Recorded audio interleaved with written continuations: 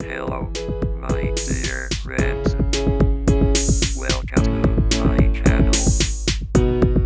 Don't forget to like, share, subscribe, and press the bell icon.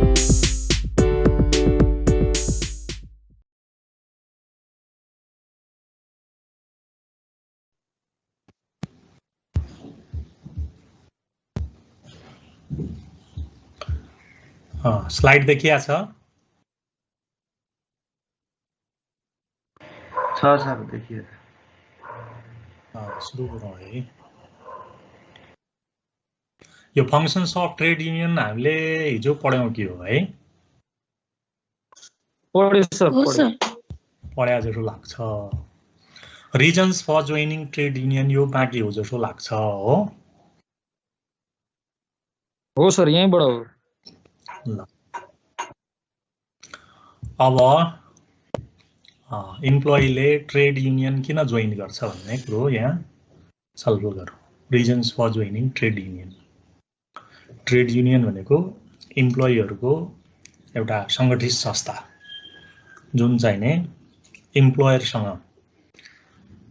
आफ्ना हक अधिकार स्थापित गर्नको लागि विभिन्न समयमा विभिन्न किसिमको वार्तालाप गर्छ इम्प्लोयको तर्फबाट। इम्प्लोयरसँग अथवा इम्प्लोयर्स एसोसिएसनसँग वार्तालाप गर्ने यो आधिकारिक युनियन हो ट्रेड युनियन, इम्प्लोयरको आधिकारिक युनियन। र किन चाहिँ ट्रेड युनियनमा आबद्ध हुन्छन् त इम्प्लोयरहरु? इम्प्लोयरहरु ट्रेड युनियन नभइकन के हुन्छ नभएपछि ट्रेड युनियन, अथवा चाहिँ इम्प्लोइ किन ट्रेड युनियनमा आबद्ध हुन्छन् भन्ने कुरो हामी यहाँ छलफल गर्छौं। Reasons for joining trade union.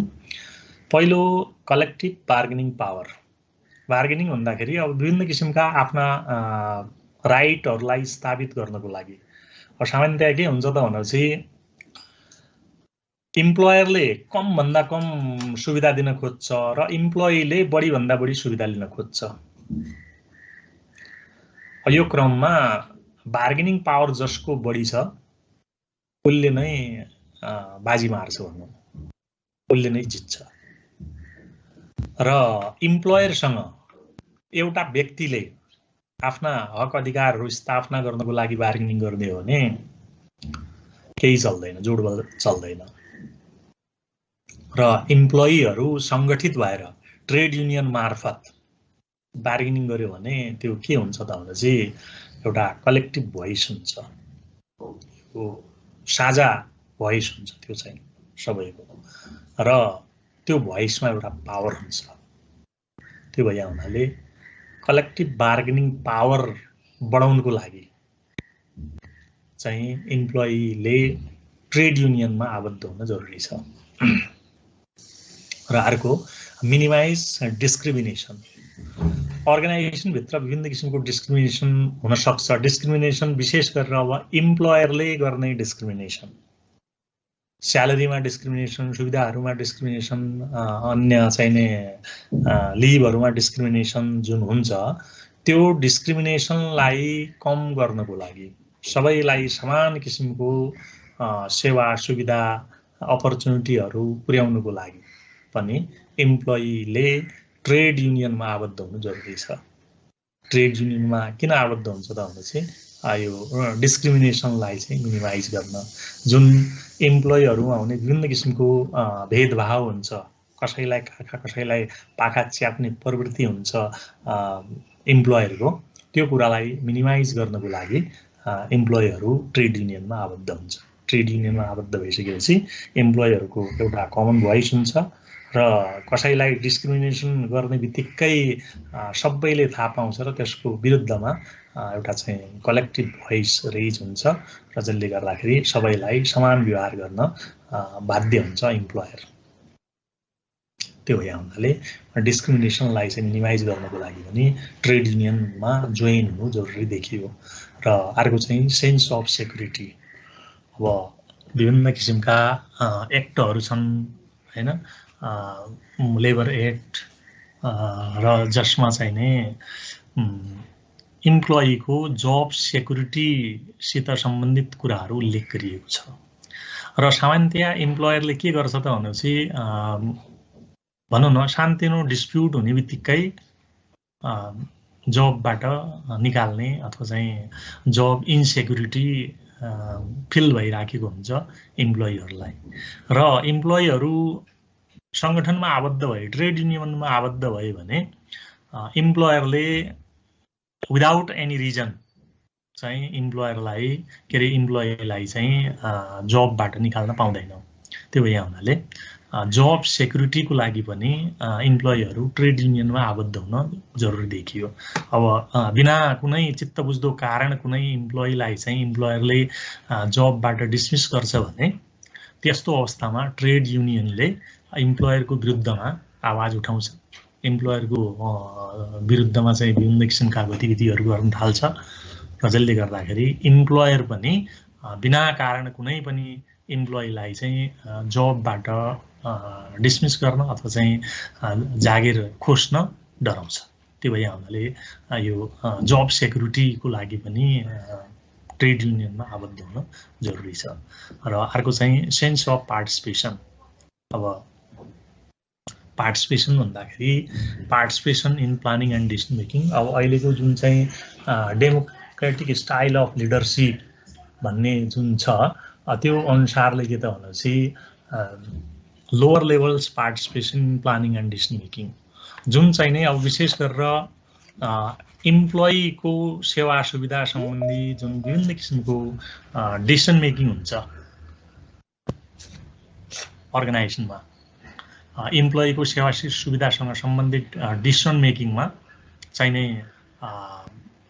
के त भनेपछि ट्रेड युनियन छ भने ट्रेड युनियनसँग सम्झौता गरेर इम्प्लोइको विभिन्न किसिमको सेवा सुविधाहरूको व्यवस्थापन गर्छ म्यानेजमेन्टले। त्यो भए हुनाले इम्प्लोइको पार्टिसिपेसन विभिन्न एक्टिभिटीमा इम्प्लोइको पार्टिसिपेसनको फिलिङ पनि गराउँछ।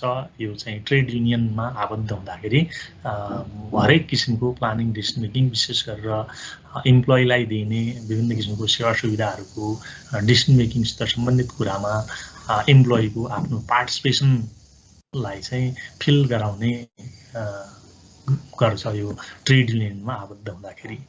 र अर्को चाहिँ सेन्स अफ बिलोङ्गिङनेस भनेर हामीले यहाँ उल्लेख गऱ्यौँ। सेन्स अफ बिलोङ्गिङनेस, अब यो बिलोङ्गिङनेस भन्दाखेरि यो अपनत्व फिल गर्ने भनौँ अथवा चाहिँ नि जुन चाहिँ नि अनरसिप को कुरो छ हैन, यो चाहिँ यो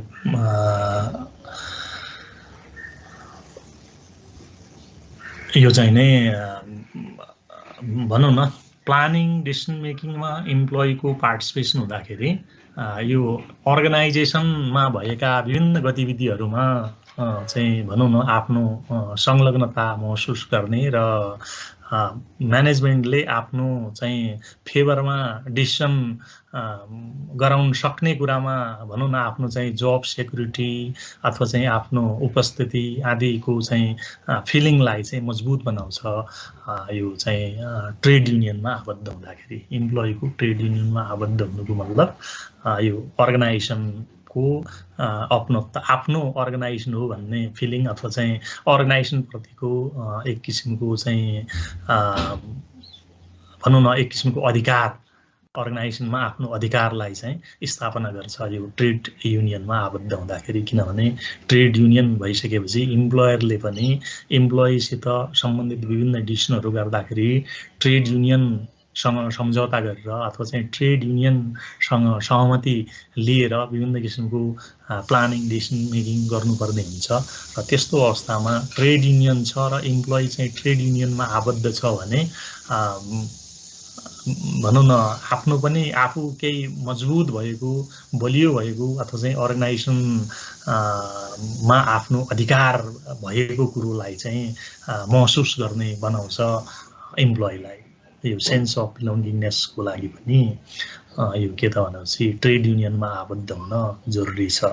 र यो platform for self expression, platform for self expression. अब भनौं न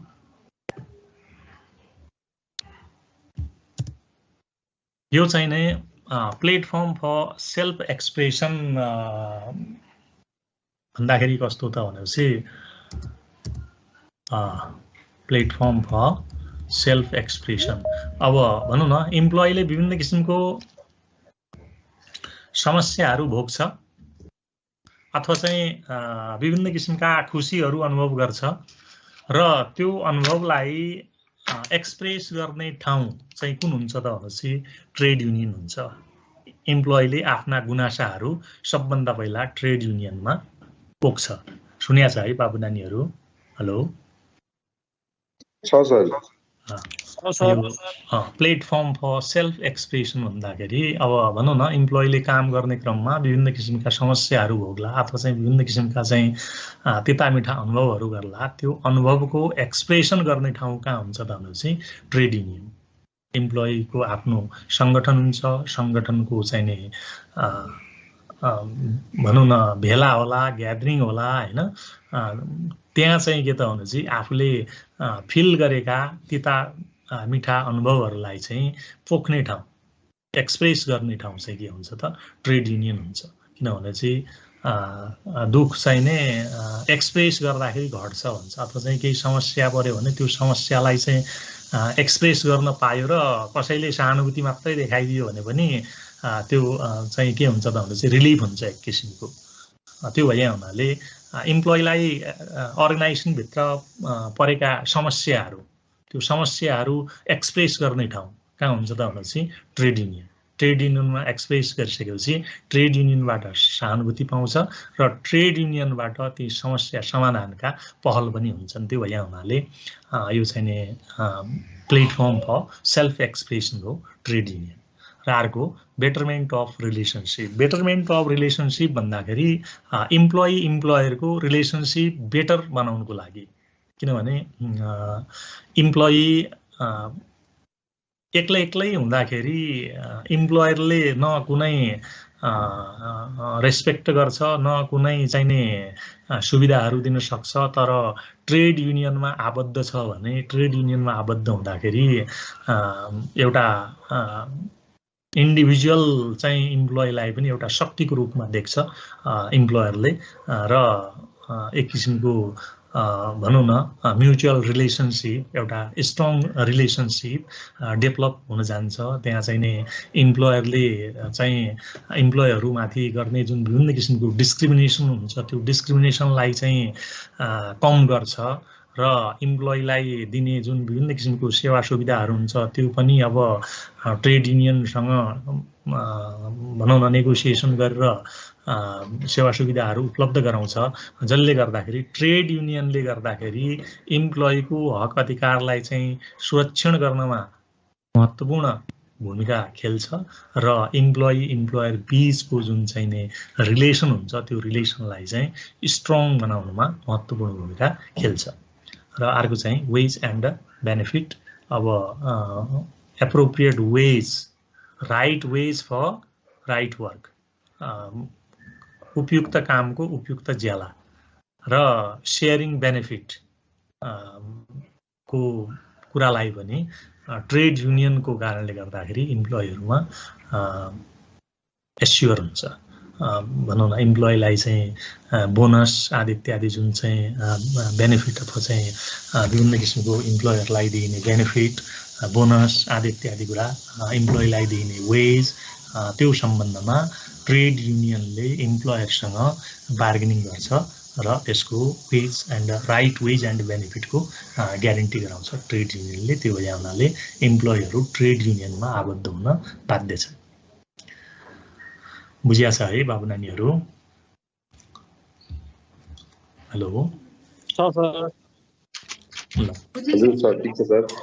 अब अर्को चाहिँ नि कन्सेप्ट अफ कलेक्टिभ बार्गेनिङ।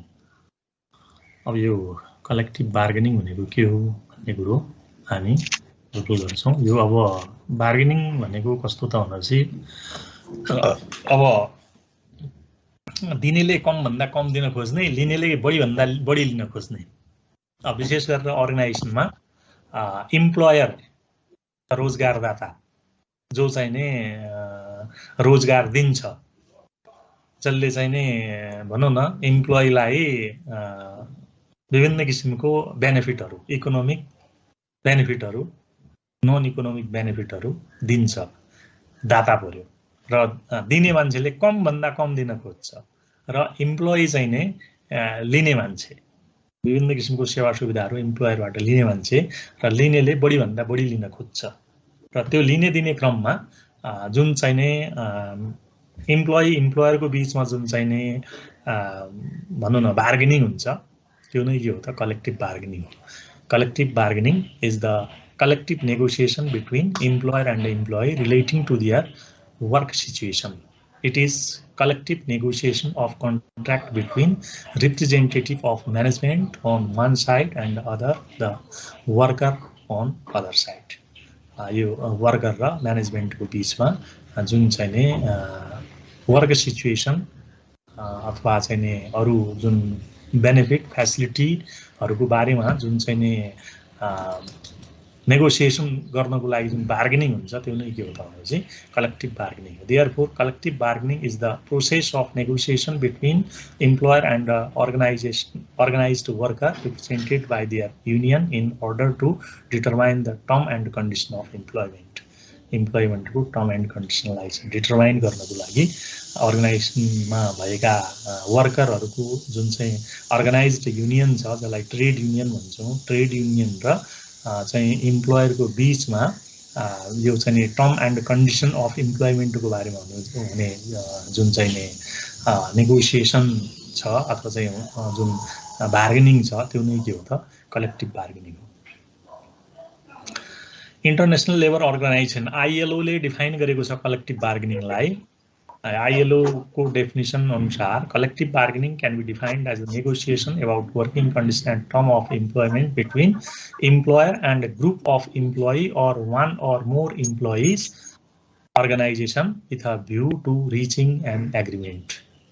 यो चाहिँ एग्रिमेन्ट अब भनौँ न टर्म एन्ड कन्डिसन अफ इम्प्लोइमेन्टको बारेमा जुन एग्रिमेन्ट गरिन्छ, जुन नेगोसिएसन गरिन्छ, त्यो नेगोसिएसनको लागि हुने वार्तालाप, इम्प्लोयर र इम्प्लोयरको सङ्गठन बीचमा हुने चाहिँ वार्तालाप नै के हो त कलेक्टिभ बार्गेनिङ हो भनेर इन्टरनेसनल लेबर अर्गनाइजेसनले डिफाइन गर्छ। आवाज आइरहेछ, केही भन्न खोजिया हो? हेलो,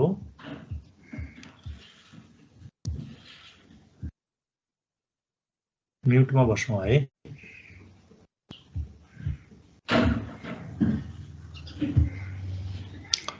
ल, बुझिया छैन कलेक्टिभ बार्गेनिङ? अब यसको process of collective bargaining, collective बार्गेनिङको प्रोसेस के त कसरी हुन्छ त कलेक्टिभ बार्गेनिङ? यो चाहिँ नि सबभन्दा पहिला preparing, arguing, signalling, proposal, packaging, bargaining, closing, agreeing, यो विभिन्न स्टेपहरू छ कलेक्टिभ बार्गेनिङको। सबभन्दा पहिला प्रिपेयरिङ, बार्गेनिङको लागि प्रिपेयरिङ गर्नु पर्यो। प्रिपेयरिङ के होला त? सबभन्दा पहिला त formation of team or group for bargaining, बार्गेनिङको लागि टिम बनाउनु पर्यो अथवा चाहिँ युनियन छ भने युनियनले जिम्मेवारी लिनु पर्यो बार्गेनिङको लागि, हैन?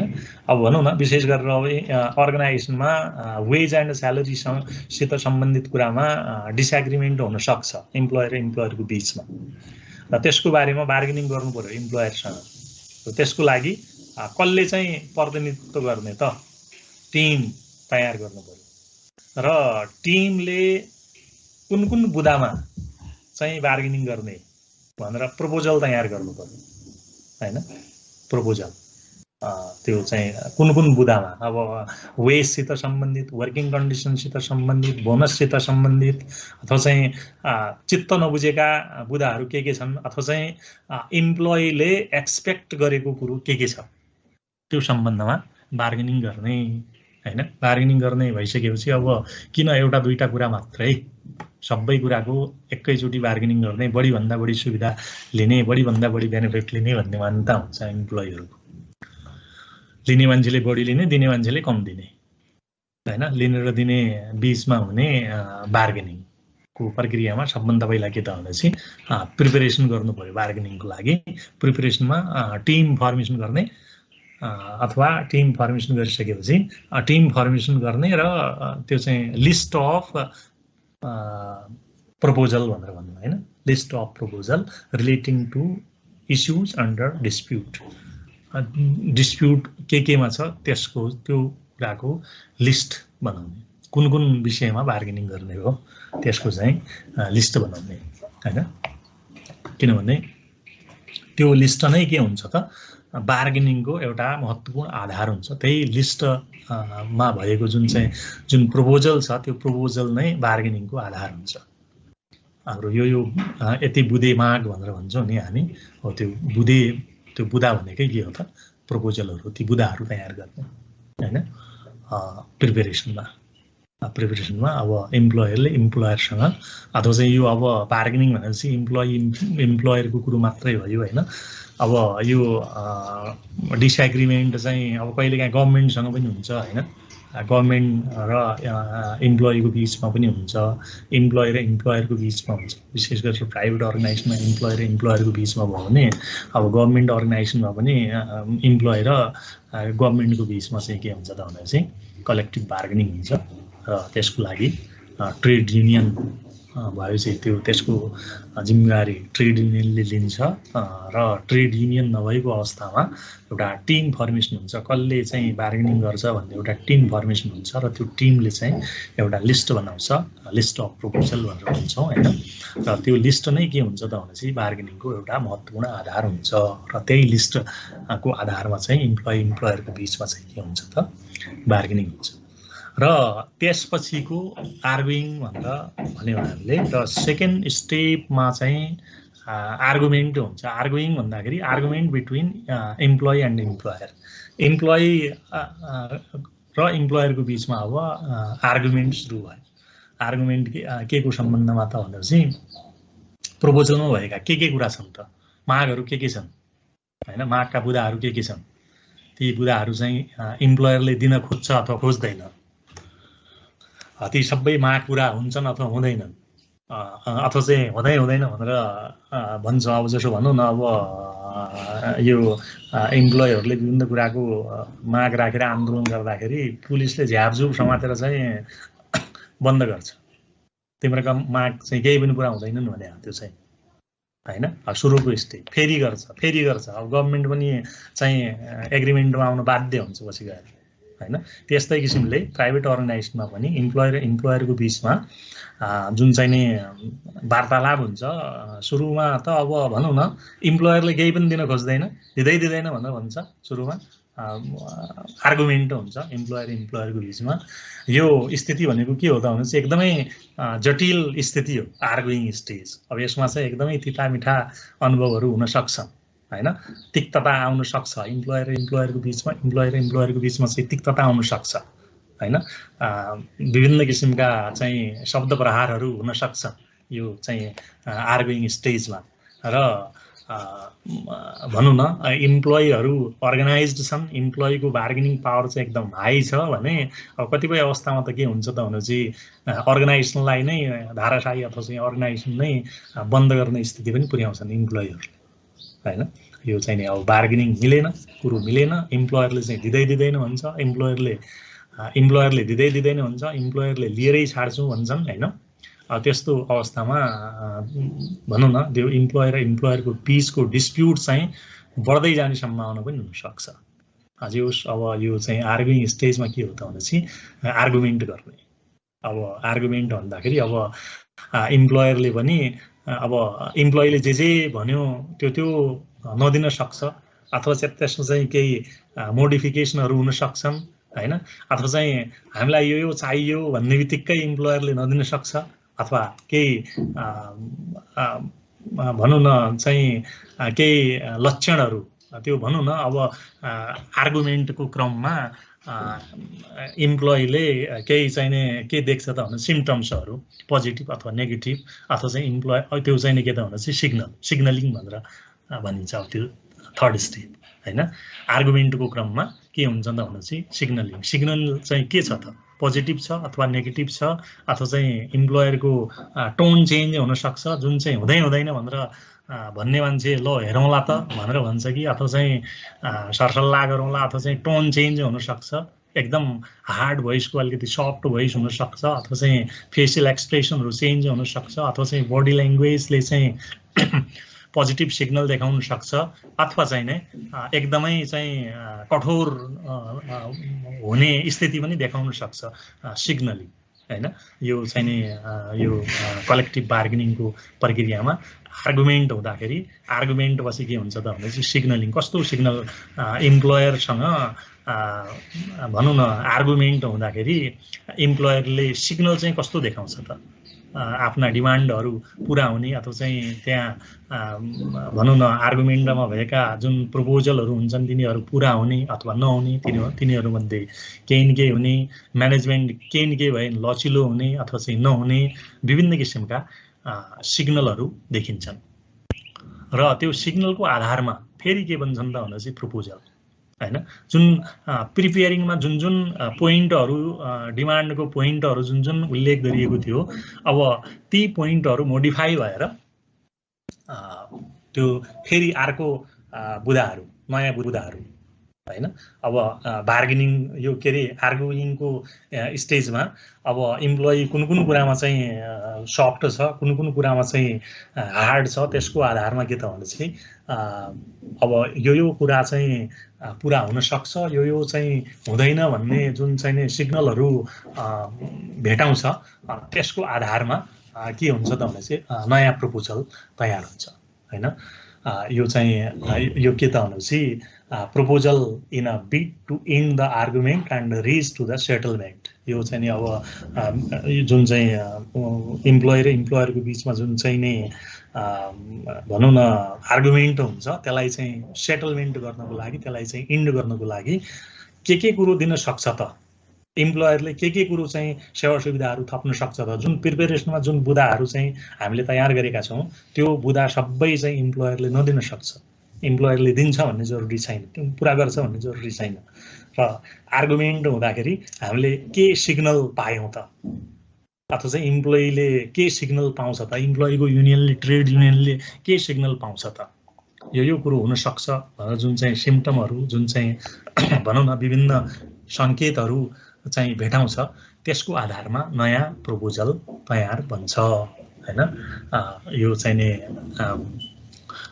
यो नयाँ प्रपोजल के को आधारमा त भनेपछि इम्प्लोयरले गरेको सिग्नल र इम्प्लोइको एक्सपेक्टेसन। अब जुन सुरुमा जुन चाहिँ प्रिपेयर गरेको हुन्छ जुन प्रपोजल, त्यो सबै पुरा हुन्छन् भन्ने मान्यता राखेको हुँदैन हैन, त्यसमा केही थपघट हुन्छन् भन्ने मान्यता चाहिँ इम्प्लोइहरू पनि हुन्छ हैन।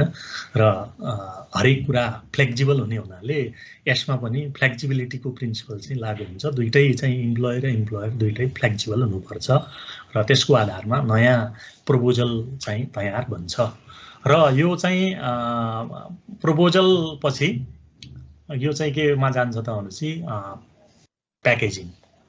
प्याकेजिङ भनेपछि ल अब भनौँ न यो कुरो हामी लिन्छौँ अथवा चाहिँ यो कुरो दिन्छौँ, अब गिभ एन्ड टेकको कुरो आउँछ प्याकेजिङमा हैन।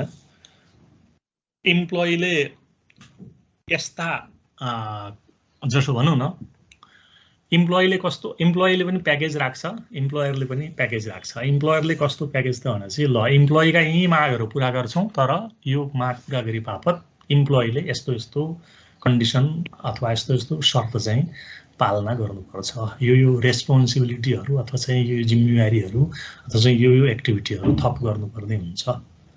यो सुविधाहरू बढाउँछौँ, जिम्मेवारी थप्छौँ अथवा प्याकेज हैन। प्याकेज भन्दाखेरि अब दुईटैको अब विन विन सिचुएसन अथवा त्यस्तो हुने किसिमको एउटा प्याकेज तयार हुन्छ।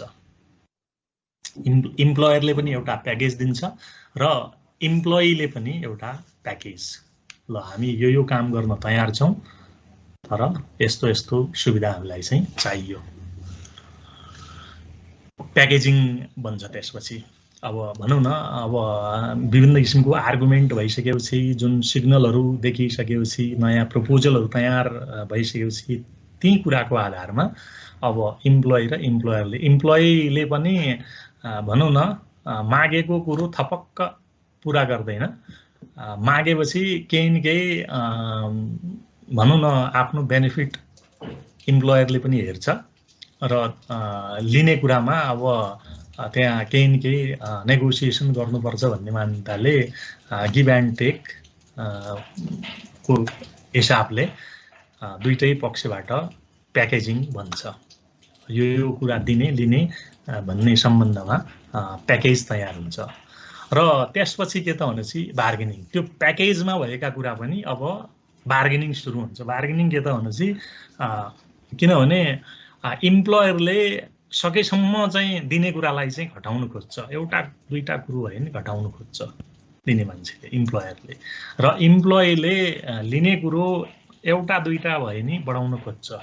यो अन्तिम कुरो, लास्ट कुरो, अथवा यो हुनै पर्छ अथवा यो हुँदै हुँदैन भन्ने सम्बन्धमा बार्गेनिङ हुन्छ। एउटा दुईटा पोइन्टमा चाहिँ बार्गेनिङ हुन्छ र बार्गेनिङमा कुरो मिलिसकेपछि त्यसपछि क्लोजिङ हुन्छ।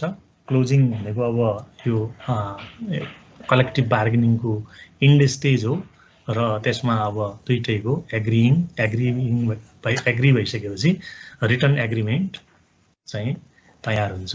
रिटर्न एग्रिमेन्टमा दुवै पक्षबाट साइन गरेर त्यो चाहिँ त्यसलाई चाहिँ अब इम्प्लिमेन्टेसनको प्रतिबद्धतासहित यो कलेक्टिभ बार्गेनिङ चाहिँ के हुन्छ त पुरा हुन्छ। बुझियो है बाबु नानीहरू? ल अब अर्को इस्यु इन कलेक्टिभ बार्गेनिङ। अब कलेक्टिभ बार्गेनिङका इस्युहरू अब हामीले तीनटा इस्यु लेख्यौँ, mandatory bargaining issue, illegal bargaining issue, voluntary bargaining issue. यो मेन्डेटरी बार्गेनिङ इस्यु भन्दाखेरि अब कतिपय अवस्थामा के हुन्छ भनेपछि जुन राज्यको कानुन हुन्छ, कानुनले तोकेको कुरो पनि अर्गनाइजेसनले पुरा गरेको हुँदैन। जसो भनौँ न अब हरेक अर्गनाइजेसनले राज्यले तोकेको मिनिमम वेज चाहिँ दिने भन्ने जुन कानुनमा उल्लेख गरिएको छ, कतिपयले त्यो नदिन पनि सक्छ।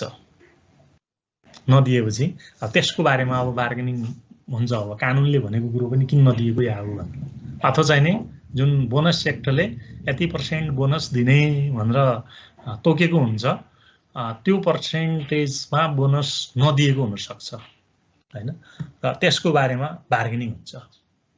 अथवा चाहिँ नि लेबर एक्टमा उल्लेख भएको भनौँ न वर्किङ आवर, हप्ताको 48 घण्टा त्योभन्दा बढी गर्यो भने ओभर टाइम भन्ने जुन चाहिँ कानुनले तोकेको छ, त्योभन्दा बढी काम गराउन खोज्छ बिजनेस अर्गनाइजेसनले।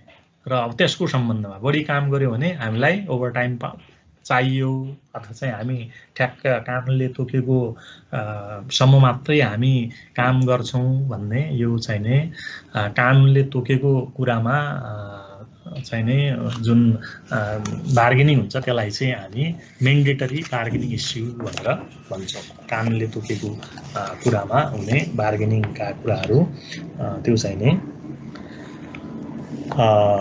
अब अर्को चाहिँ नि illegal bargaining issue. Illegal bargaining issue भन्दाखेरि जुन चाहिँ नि अब गैर कानुनी कुराहरू, जस्तो termination of employee without describing reason, without reason जुन चाहिँ नि इम्प्लोइलाई चाहिँ टर्मिनेट गर्न खोजियो, त्यो चाहिँ नि इलिगल काम भयो, इलिगल एक्टिभिटी भयो। त्यो त्यसको सम्बन्धमा हुने चाहिँ बार्गेनिङ त्यो चाहिँ नि के त भनेपछि इलिगल बार्गेनिङ। अथवा चाहिँ different wage for same level employee, एउटै लेभलको इम्प्लोइलाई चाहिँ सेम वेज नभइकन डिफरेन्ट वेज दिइयो, त्यस्तो अवस्थामा भएको त्यो चाहिँ नि के त भनेपछि इलिगल बार्गेनिङ।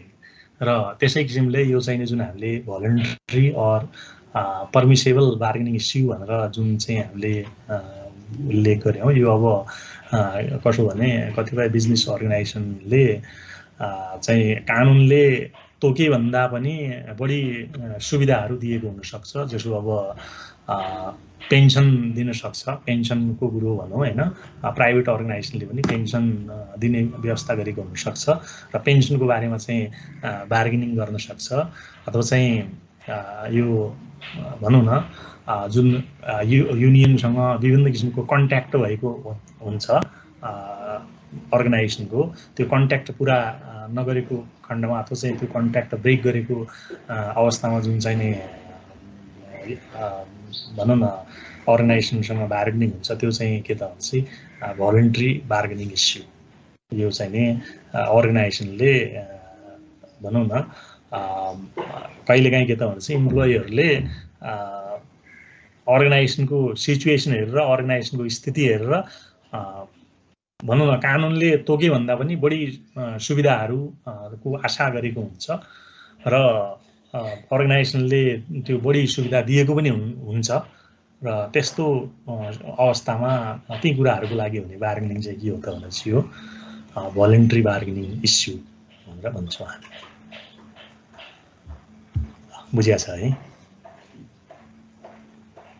र अर्को हाम्रो labour dispute and grievances procedure. अब यो लेबर डिस्प्युट भनेको के हो त? Concept of labour dispute. अब लेबर डिस्प्युट भनेपछि अब जुन चाहिँ नि इम्प्लोयर र इम्प्लोयरको बिचको जुन चाहिँ डिसएग्रिमेन्ट हुन्छ त्यो नै लेबर डिस्प्युट अथवा यसलाई इन्डस्ट्रियल डिस्प्युट भनेर पनि भनिन्छ। Industrial dispute, labour dispute or industrial dispute or industrial conflict पनि भन्छौँ हामी हैन। Labour dispute or industrial dispute or industrial conflict. Labor dispute or industrial dispute or conflict means friction or differences between capital and labor or employee and worker, employer and worker, capital and labor को बीचमा अथवा employer र worker को बीचमा जुन चाहिँ friction हुन्छ, संघर्ष हुन्छ, जुन चाहिँ disagreement हुन्छ, त्यो नै के हो त भनेपछि labour dispute. It refers to the conflict of interest and conflict of right. Conflict of interest and conflict of right. यो कन्फ्लिक्ट अफ राइट भन्दाखेरि इम्प्लोयीको राइटको कुरो र कन्फ्लिक्ट अफ इन्ट्रेस्ट भन्दाखेरि इम्प्लोयरको इन्ट्रेस्टको कुरो। इम्प्लोयरको इन्ट्रेस्ट चाहिँ के छ त? यो चाहिँ नि भनौँ न इम्प्लोयीको शोषण गर्ने अथवा चाहिँ इम्प्लोयीलाई चाहिँ बढीभन्दा बढी सुविधाहरू दिने, सेवाहरू दिने, इम्प्लोयीको वेलफेयरलाई चाहिँ फोकस गर्ने, इम्प्लोयरको इन्ट्रेस्ट चाहिँ के छ त? अथवा चाहिँ इम्प्लोयीको राइट, उपयुक्त किसिमको वर्किङ कन्डिसन पाउनु, उपयुक्त किसिमको वेज स्यालेरी पाउनु, उपयुक्त किसिमको इम्प्लोयरबाट व्यवहार पाउनु र राम्रो चाहिँ रिलेसन हुनु, त्यो चाहिँ के हो त भनेपछि राइट हो। राइटसित सम्बन्धित अथवा चाहिँ इन्ट्रेस्टसित, right dispute and interest dispute भनेर हामीले यहाँ चाहिँ उल्लेख गर्यौँ। यो conflict of interest and conflict of right. यो राइट डिस्प्युट भनेको dispute over right concern with interpretation and the application of the work standard, working condition, work standard अथवा चाहिँ काम गरी बाबत पाउने जुन विभिन्न किसिमको चाहिने भनौँ न इन्भाइरोमेन्ट छ, त्योसित सम्बन्धित चाहिँ नि राइट, इम्प्लोइ राइटको कुरो, राइटसित सम्बन्धित कुरो चाहिँ राइट डिस्प्युट भयो। र इन्ट्रेस्ट डिस्प्युट भन्दाखेरि dispute due to conflict of interest related to pay, benefit, condition of work and working condition. यो चाहिँ नि इम्प्लोयरको इन्ट्रेस्ट चाहिँ के छ त? कमभन्दा कम पे गर्ने अथवा चाहिँ बेनिफिट बढी आफूले बढी गर्ने, इम्प्लोइलाई चाहिँ कम बोनस बाँड्ने अथवा चाहिँ कस्तो किसिमको इन्ट्रेस्ट छ, त्यो चाहिँ के हो त भनेपछि यो चाहिँ नि कन्फ्लिक्ट अफ इन्ट्रेस्टमा यी दुईटा कुराले महत्त्वपूर्ण भूमिका खेलेको हुन्छ। बुझिया छ है? हेलो, बुझिरहेछु सर।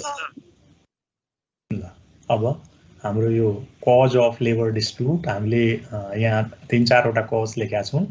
एउटा economic cause, managerial cause, political cause, other causes. अब यहाँ इकोनोमिक कजहरू के हुन् त? वेजमा डिस्प्युट हुन सक्छ। वेज चाहिँ अब कसरी दिया छ त चित्त बुझ्दो किसिमको छ अथवा छैन। अब सामान्यतया वेज डिटर्मिनेसनको आधार चाहिँ के हुन्छ त भनेपछि एउटा कुरो त वेज डिटर्मिनेसनको लागि त्यो चाहिँ नि भनौँ न बेसिक निड भनौँ, बेसिक निडहरू सेटिस्फाई हुने किसिमको चाहिँ वेज हुनुपर्छ भन्ने मान्यता हैन।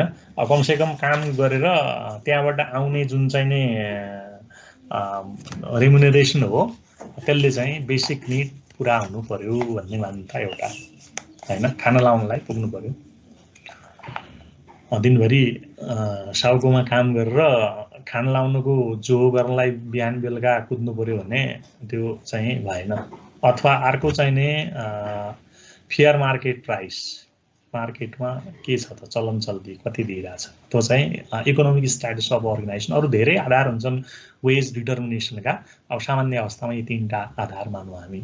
र कहिलेकाहीँ के त भनेपछि अर्गनाइजेसनको आम्दानी चाहिँ एकदमै बढी छ र इम्प्लोइले पनि ठिकठिकै चाहिँ वेज पाएको अवस्थामा पनि त्यहाँ के त भनेपछि इम्प्लोइको चित्त नबुझेको हुनसक्छ, डिस्प्युट हुनसक्छ। हामी अर्गनाइजेसनले यत्रो कमाउ, किनभने काम गर्ने प्रोडक्टिभिटी दिने भनेको वर्कर हो। वर्करले प्रोडक्टिभिटी दिएर त्यो प्रोडक्ट यो चाहिँ प्रफिटको केही न केही सेयरिङ भएन भने चित्त बुझ्दैन हैन। वेजको सम्बन्धमा डिस्प्युट हुन्छ। डियरनेस एलाउन्सेस, यो अब महँगी भत्ता भनौँ हैन, यो डियरनेस एलाउन्सेस भयो, बोनससित सम्बन्धित, वर्किङ कन्डिसनसित सम्बन्धित, वर्किङ कन्डिसन कस्तो अवस्थामा काम गर्ने, त्यो चाहिँ इजी कन्डिसन छ अथवा चाहिँ हार्डसिप छ, त्यस्तो हार्ड कन्डिसनमा काम गरेपछि उपयुक्त किसिमको चाहिँ पेमेन्ट पाएको छ अथवा छैन के छ हैन। यो वर्किङ कन्डिसन, वर्किङ आवर, कति समय काम गर्छ, ओभरटाइम पाउने कि नपाउने, मोडर्नाइजेसन एन्ड अटोमेसन। अब यो इक्विपमेन्टहरूको मोडर्नाइजेसन हो यो चाहिँ नि हैन। अब मोडर्न इक्विपमेन्ट आइसकेको हुन्छ अर्गनाइजेसनमा, त्यो पुरानै इक्विपमेन्टबाट काम गर्नु पर्यो भने के हुन्छ त गाह्रो हुन्छ इम्प्लोइलाई। इम्प्लोइले के हुन्छ यो यहाँ भएको चाहिँ इक्विपमेन्ट चेन्ज गर्नु पर्यो, नयाँ इक्विपमेन्ट ल्याउनु पर्यो। नयाँ इक्विपमेन्ट हुँदाखेरि हामीलाई काम गर्न सजिलो हुन्छ। अथवा चाहिँ अटोमेसन, अटोमेटिक चाहिँ इक्विपमेन्टहरू, त्यो कुरा त्यसको सम्बन्धमा यो चाहिँ इकोनोमिक कज भयो हैन।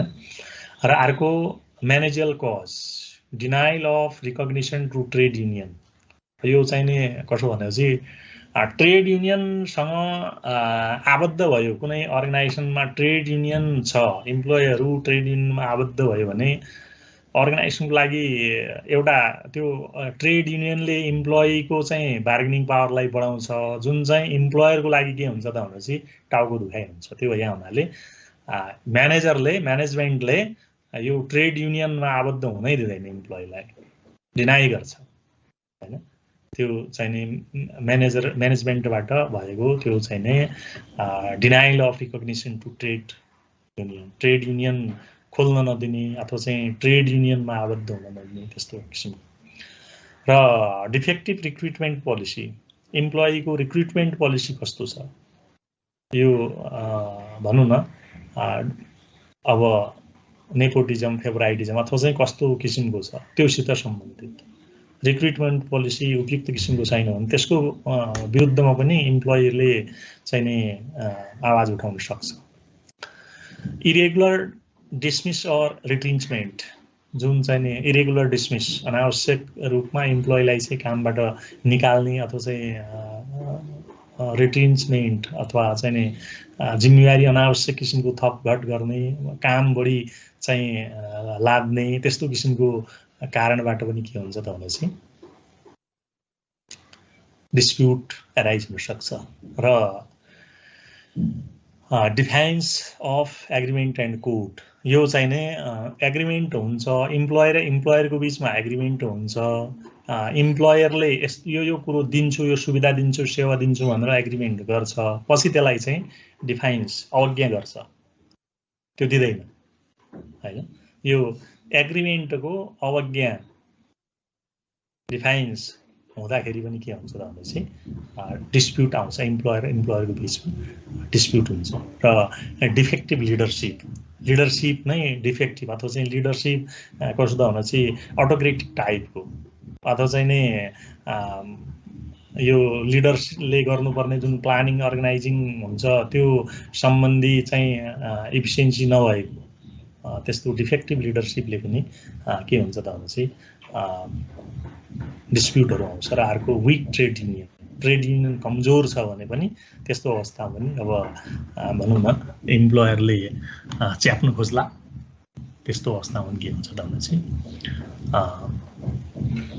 डिस्प्युट हुन सक्छ र अर्को चाहिँ पोलिटिकल कज पोलिटिकल इन्भाइरोमेन्ट अब देशको राजनीतिक परिस्थिति परिवेश कस्तो किसिमको हुन्छ त्यो राजनीतिक परिवेशको कारणले गर्दा पनि अब चाहिँ नि डिस्प्युट हुन सक्छ अब